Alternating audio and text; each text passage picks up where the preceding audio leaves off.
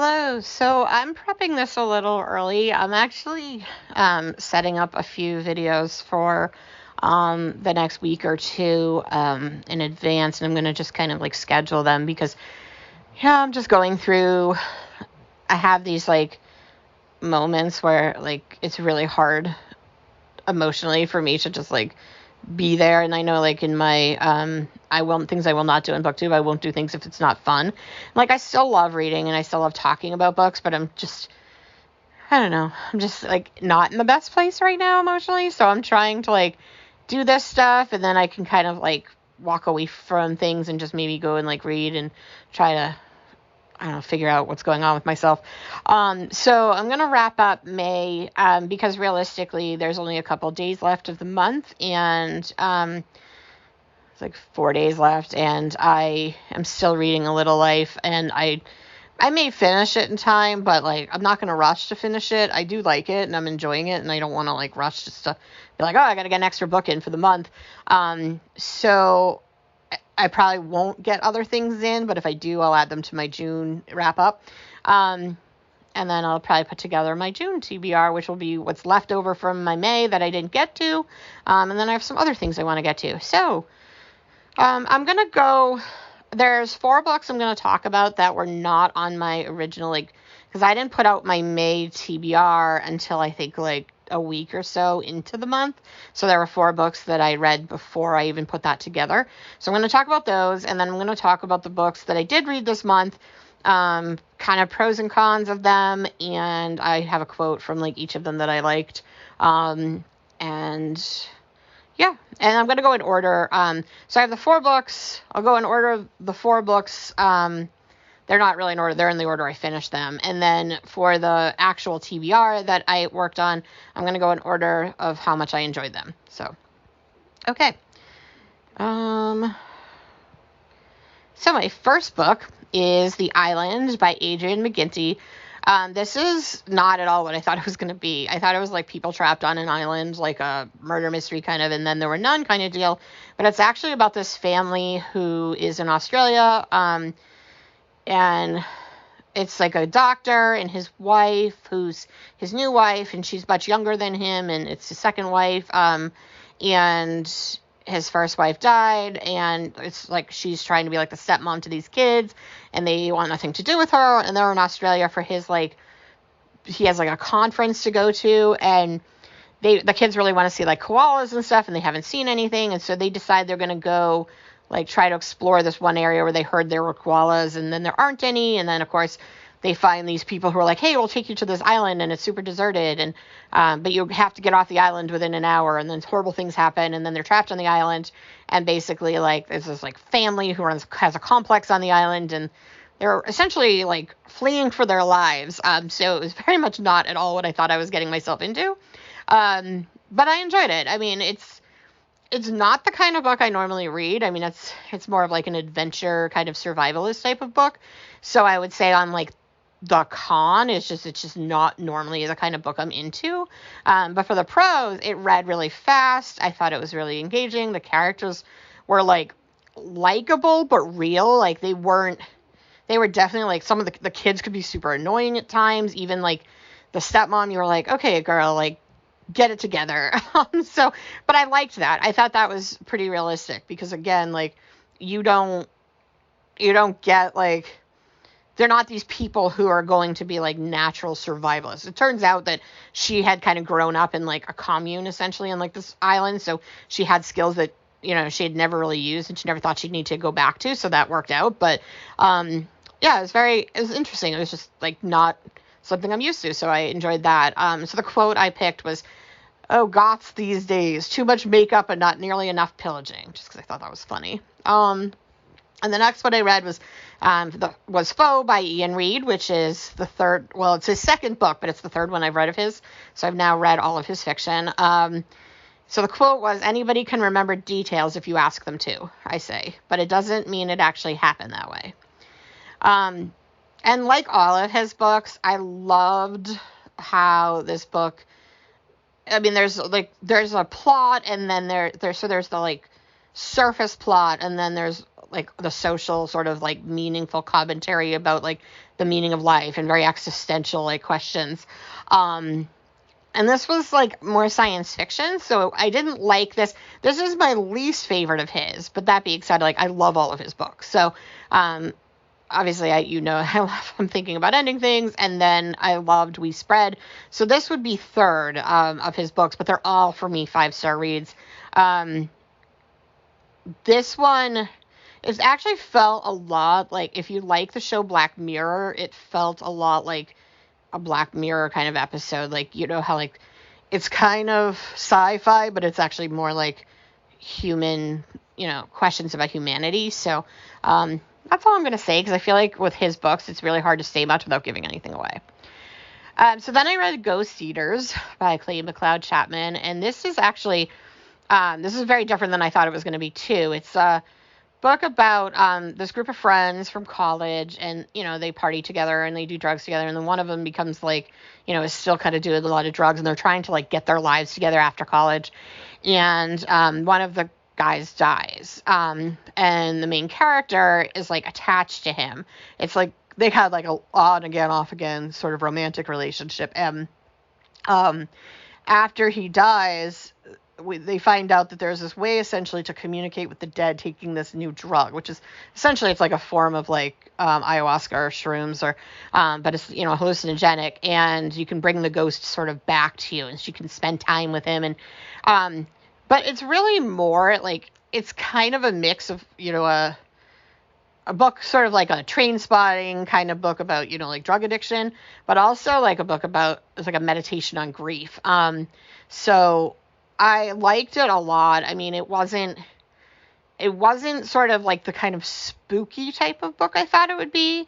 I feel like, and I say this in the nicest possible way, but this is very much the kind of book that the guys I hung out with and knew in college would have liked.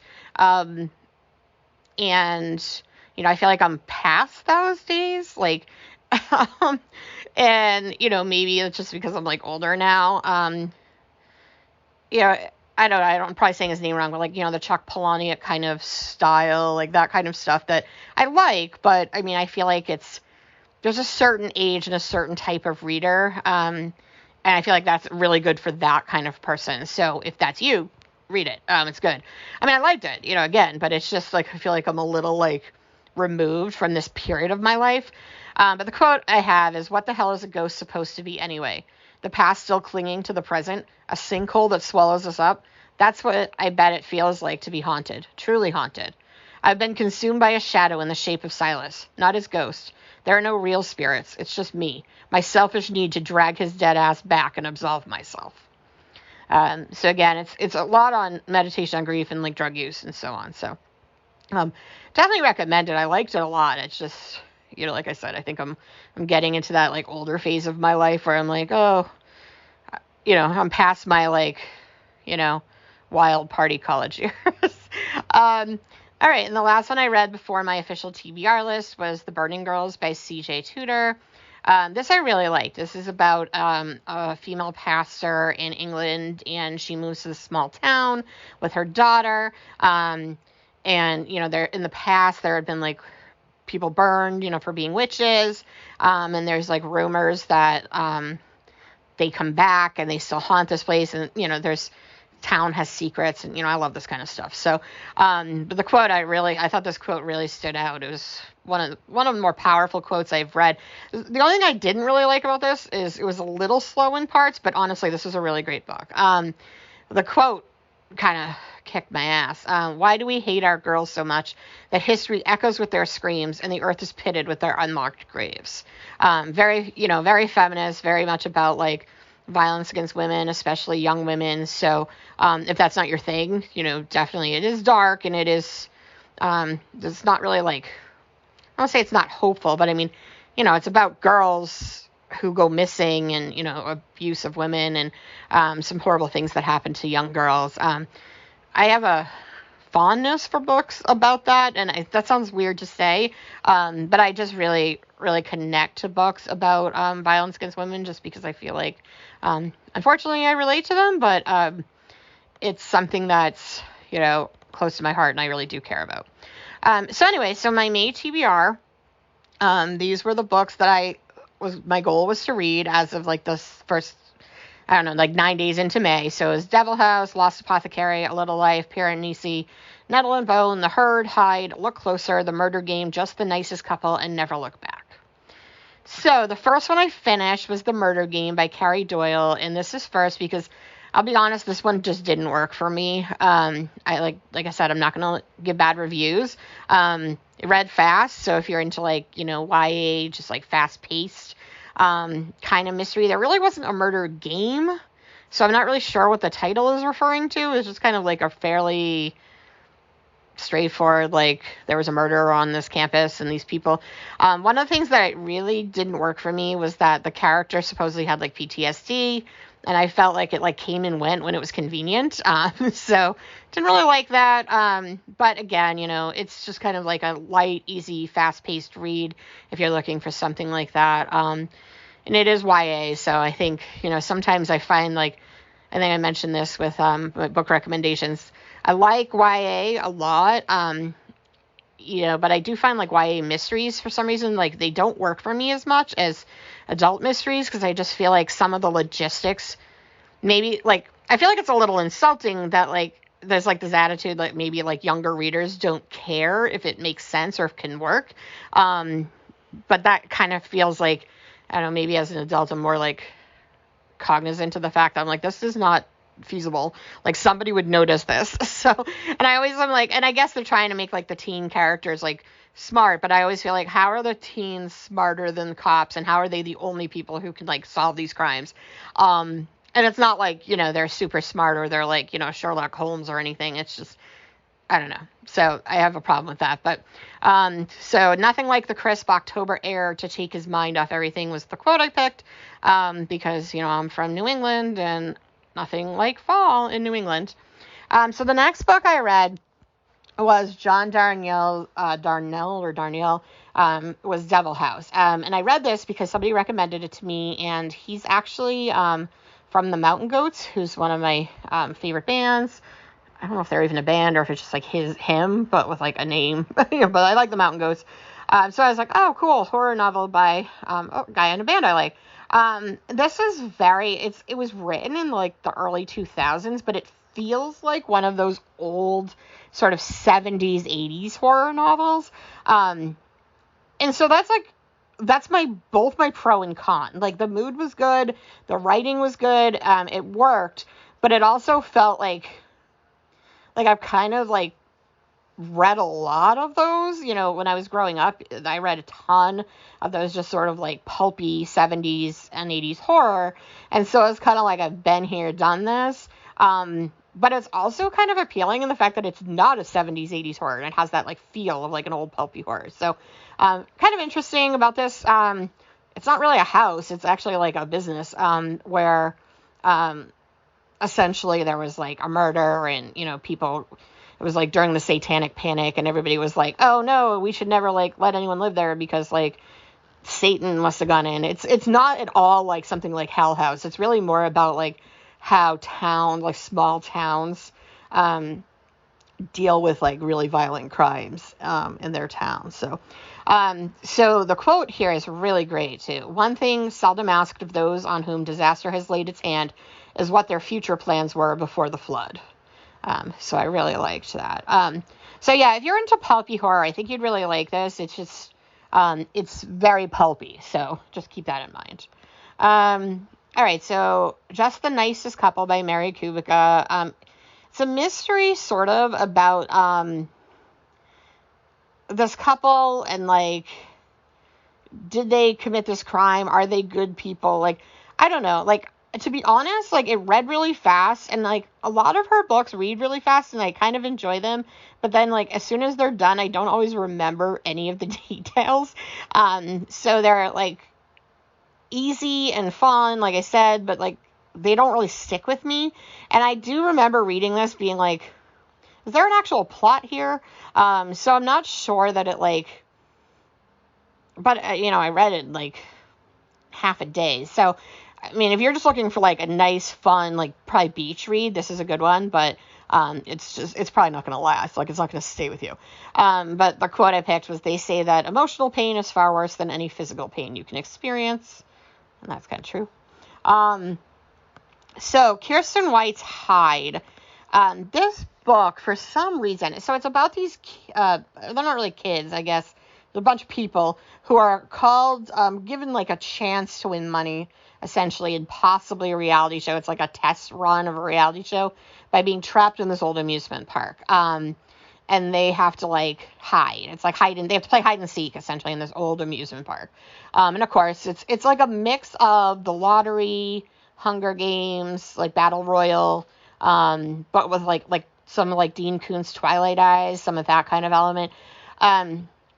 One thing I'll say, like, I feel like at the end of this book, like, I wasn't like I can't really be like, oh, it was like groundbreaking. Like, that's my only flaw about it, is it's like, it's kind of been done. But I will say, like, the mood was fantastic. And like, while I was reading it, I was super creeped out. I actually posted like a short, and I was just like, okay, I can't go to bed now because I keep reading this book, and like, I'm so just creeped out by like what's going on. So it was definitely spooky, interesting. Actually, and there's like some social commentary in there as well. But yeah, so the quote I picked has kind of shows some of that social commentary. If they can't see the monster, it can't get them, but it can. It always can. And while you aren't looking, it's eating everyone around you. And actually, there was an author's note at the end, and I thought that actually made a lot. I don't want to say too much. I feel like if I say anything about the author's note, like, there's a reason she put it at the end.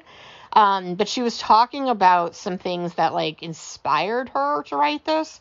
And like, she was angry about sort of socially. And I think that context actually like adds a lot to the book. But you know, even without that, it's just kind of creepy. And there's, like I said, there's some social commentary. But I think with that extra context, it makes it even more like impactful. So I definitely recommend this book. Like, I mean, like I said, it's been done, but I thought it was definitely creepy, and it held my attention. And, you know, I got something out of it, and I thought about it a lot while I was reading it and after I read it. Okay, so the next one was Look Closer by David Ellis, and man, I loved this book. This book is one of those few books that like completely shocked me. And what's great about it is like halfway through the book, it is a mystery. You know, like there's a killer. It opens with a murder on Halloween. And you think you have all the information, and, you know, of course, like, as the story progresses, you're getting more information.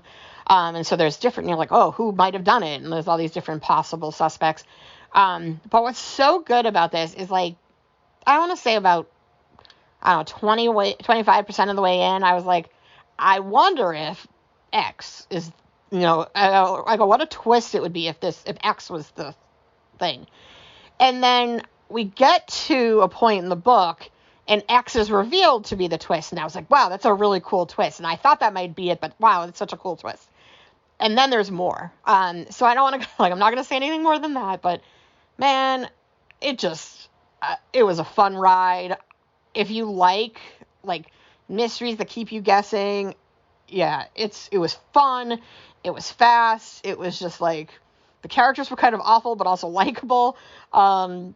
Definitely not like good people, but entertaining people.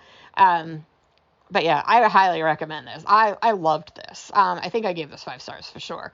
And so the quote I picked was, me, the immobile statue, the stupid kid, the impotent, useless fiddler, while Rome burned around me, which has a lot more context in the story. But like, this is one of those books that I think like 10 years from now I'll be like, yeah, that was so great. It's kind of like a Gone Girl, where I just was like, oh, it's so good. So highly recommend it if you like twisty kind of fun mysteries. All right, so The Lost Apothecary is sort of historical fiction combined with modern day like women's fiction. And the only reason I didn't give this is going to sound really kind of minor. I loved this book. And so this is one of my like Goodreads problems, right? Like, I only will give a book 5 stars if I'm like, absolutely, it's 5 stars. There's nothing wrong with it. And this is easily a 4.5 stars book. I mean, I loved it. The only thing is I just didn't feel like there was enough variation in the narrative style between the 1700s and now. Very minor. And honestly, in some ways, it's probably good because it makes it easier to read. You're not like reading like kind of very stifled, like old school writing, and she doesn't feel like that, but so it reads easy. But I did in some ways feel like, I wanted a little more like transitional, back and forth between the like then and now, just to kind of like make them a little like stand out more. But this is a great, very feminist, contemporary fiction / historical fiction. A lot about like, just how women are in history. But what I think I liked about it too is it's about a woman who had majored in history, and she always talks about how like what she liked about history, and this is the quote: "To me, the allure of history lay in the minutia of life long ago, the untold secrets of ordinary people." And so it was very much a story about just kind of like the choices we make and like the impact they have and like our relationships. But it was also like a feminist novel. So I enjoyed it a lot. And like I said, it was a 4.5 read for sure.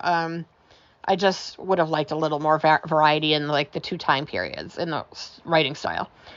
And then finally, the last one I finished this month was Nettle and Bone by T. Kingfisher. And I cannot express enough how much I absolutely loved this book. And I am not a big fantasy reader. I know I've said that. Part of the reason is because like it's what I find with fantasy is it's either I've already been there and done that, with like it's like just Tolkien light or Tolkien part 2. It's just like a lot of the same thing. I love Song of Ice and Fire, but again, that feels more like historical fiction. But a lot of this like more traditional like fairy tale, high fantasy kind of fiction is very heavy on the romance. This has a little romance, so it's not like completely non-romance, but it's such a minor part of the plot. And just the world building and the storytelling and the characters. It's about a girl who, there's three daughters in this kingdom, and the oldest daughter is essentially like married off to, this kingdom's kind of like on the water in the middle of like the northern and southern kingdom. And so by marrying the daughter to one of the rulers of either the north or the south, they essentially prevent war because, they marry her off to the northern kingdom. And so now the south won't attack because they know like they're protected by the northern kingdom. And now the northern kingdom kind of has like, the rights to their kingdom. So they marry off the oldest, and then the oldest dies. And so then the middle daughter gets sent to marry the prince.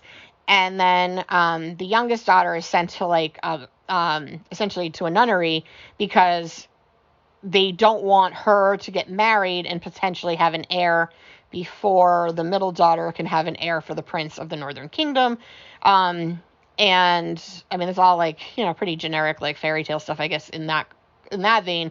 But what happens is this youngest daughter, the main character, finds out that the prince is abusive, to her sister, and she decides that she wants to essentially kill him. And how do you take out a prince? And so she goes on this quest, with essentially like a witch, and it's just, it's so well written. It's just so fantastic. The character's great. It's funny. There's a lot of adventure. I loved this book. Like, I kind of want to go back and reread it for a second time and just like, I wish I could experience it for the first time again. It's that kind of book. I just absolutely loved it. If you like Neil Gaiman, it kind of reminds me of like his style of fantasy writing too, where like, they're very different, but where he can like, I always liked about him is that he can write fantasy where there's a whole world and you're totally invested in the world, but it can be funny without like minimizing the seriousness of like the quest going on. So like in Neverwhere, like there's a very serious quest there, but there's all this like snarky kind of like writing style. So you're entertained and engaged and you're laughing, but also like you're totally invested in the story that there are risks and there's danger, and, you know, and so it's kind of the same feel as, like, there's a lot of really funny stuff, but it wasn't, like, making light of the seriousness of this quest and, like, the seriousness of, like, what was going on. So, if you haven't read this, my God, I loved this book. So, yeah, if you're a fantasy reader, and maybe, like, if you're a fantasy reader, you're like, ugh, generic and cheesy, and you don't like it, but I loved it. I absolutely loved it. And so the quote I picked was, and this kind of, it shows that example of sort of, like, the funniness. It was hard to be frightened of the unknown when the unknown kept chickens. So, but I really enjoyed it. Also, what I loved, it's a standalone, so, like, you don't have to go and, like, commit yourself to a series. All right, so I didn't have anything for a little light. I will add a quote and some summary, but I'm only like 20-something% of the way into this book right now. And I'm really enjoying it, but it reads slow. Partially, it doesn't read slow because it's boring. It just reads slow because there's a lot to take in. It's very emotional. So I left it blank because I did, you know, put this on my TBR and I didn't finish it. So this I will provide an update in June. And then I didn't get to Piranesi, which I hear is amazing. So I still have that from the library. So hopefully I'll be able to renew that and read that in June. And then I didn't get to Never Look Back by Allison Galen. And again, hopefully I'll be able to read that in June or sometime this summer. And then The Herd, I actually had to return to the library because I didn't get to it in time, and I'm still on, like, the wait list. So I probably won't even get that until June at some point. So hopefully, if not in June, I'll read that some point this summer. Yeah, so that was my May wrap up. So my two highlights of the books, I mean, there were 4 books so there were, I guess, 6 books I loved. I mean, Foe and Burning Girls I really loved. And then from my TBR, I loved Hide, Look Closer, Lost Apothecary, and Nettle and Bone. And if I were to say the best thing I read in the month of May, it's either Look Closer or Nettle and Bone. And obviously they're very different. One is, you know, a twisty, dark mystery, and one is a fantasy, like, kind of funny but dark fantasy. So, like, fairy tale type books. So those are the books I read and recommend, and those are my feelings about them. And let me know if you've read any of these and your feelings on them, or, you know, if you had any similar experiences, you know, and then I'm going to start working on my June TBR. All right. See you soon. Bye.